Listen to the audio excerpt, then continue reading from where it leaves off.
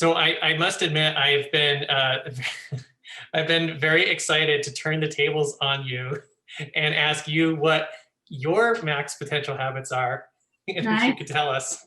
Yeah. How many do you want? Well, I don't want to limit you to 3 because I don't want to step exactly on your line, but Yeah. but so I'd say just leave it open, and whatever comes into, if it's 1, if it's 5, what would you say that, they are, just off the top of your head? Yeah. Absolute number one is working on self-mastery every single day of your life.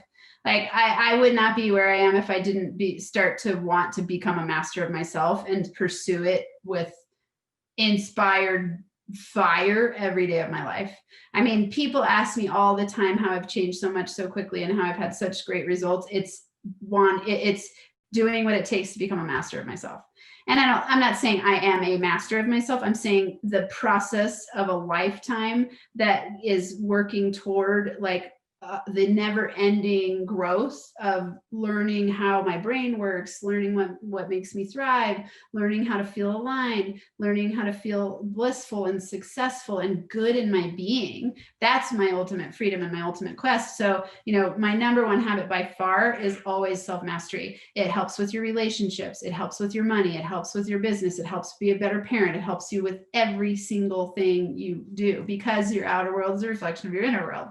So if your inner world is aligned and in check and in balance, everything else follows from there. So I'd say if I only had one habit to tell people, I would tell them that. The other cool thing about self-mastery is it takes into account exercise, daily routine, meditation, journaling, so it's like those are habits that I include in that. So every single day I read and learn something. And sometimes it's Audible or sometimes it's YouTube, but almost, it's like learning something new every single day that has to do with self-mastery. Number one by far.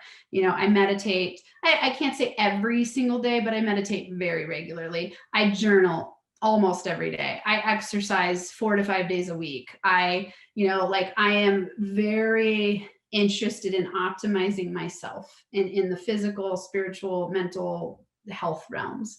So I'd say that's number one by far, which just incorporated a lot. So there are at least 5 or 6 habits in there.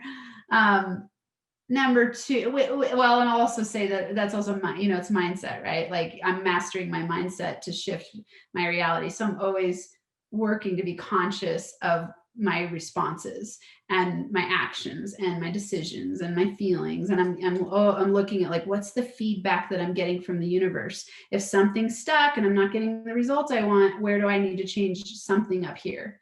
And that's the first place I go. So that's like my key formula to all of life. And it's how I help all my clients, is that number one habit.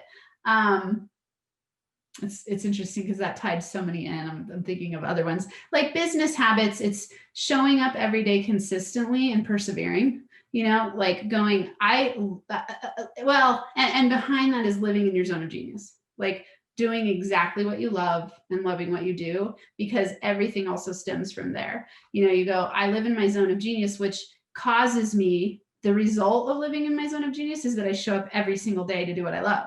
I don't ever feel like, oh, I'm dreading working. I unplug sometimes, like I took an unplug over on Thursday and Friday. And so it's like, of course I need unplug sometimes from my computer. Like I'm on Zoom a lot and all that stuff, but like I have like a couple day unplug and I can't wait to get back to what I'm doing, and I stay up at night with insomnia, sometimes so excited about what I'm doing. And it's just like, I love what I'm doing. So when you live a life doing what you love, every day feels like a vacation.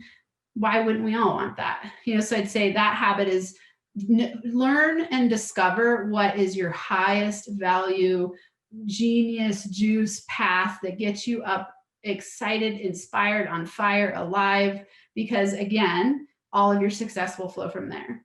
And you won't even think about the obstacles, because those are all things that are teaching you and stepping stones to get you where you want to go. So that it ties to self-mastery, because it's knowing yourself really well again. So I would say self-mastery is huge. Yeah. I could give other very practical habits, but to me, everything stems from those two.